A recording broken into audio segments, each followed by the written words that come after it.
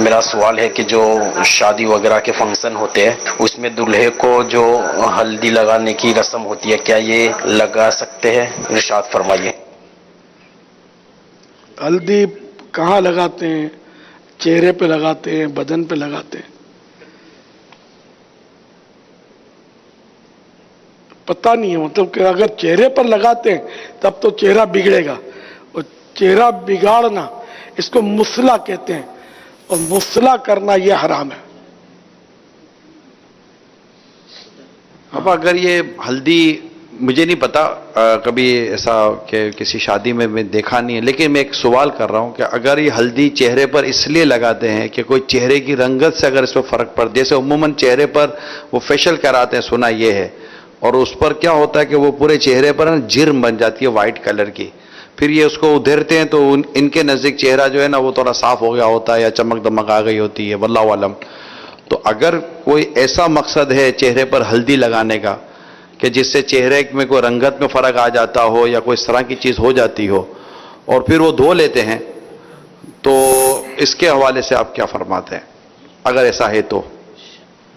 انما الاعمال بالنیات، اگر چہرہ بگاڑنے کے لیے لگایا جیسے تو حرام ہے،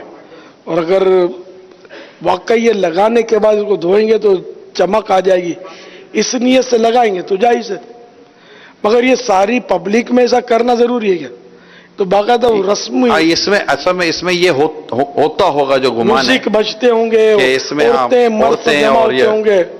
اور بہنیں اور بہنوں کی سہیلیاں، اور پھر وہ سب بے پردگی والا ماحول ہو سکتا ہے کہ اس میں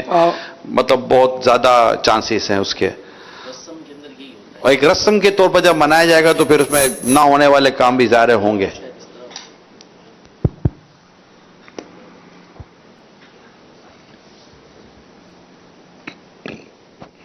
یہ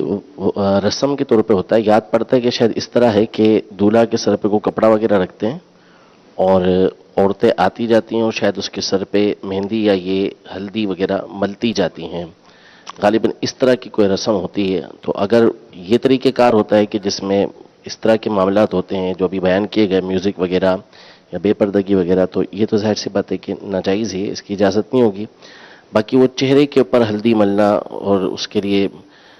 خوبصورتی کے لیے ملنا، تو واقعی سے صورت ہو تو وہ تو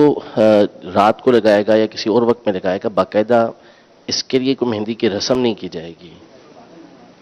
جیسے ابٹن دولہے کو ملتے تھے، دلہن کو ملفوظات میں تذکرہ ہے، دلہن کو اپٹن لگاتے ہیں، جی، مایوں کی رسم غالباً اس کو بولتے ہیں۔ مگر ان تمام تر رسومات کا جو ایک بہت بڑا حصہ ہے وہ اس میں جو شادی بیاہ کے موقع پر جو ایک تقریب کی صورت اختیار کی جاتی ہے، پھر عورتیں مردوں کا جو اس میں آپس کا جو معاملہ ہوتا ہے، پھر ناچنا گانا اور ڈھول، اور پھر وہ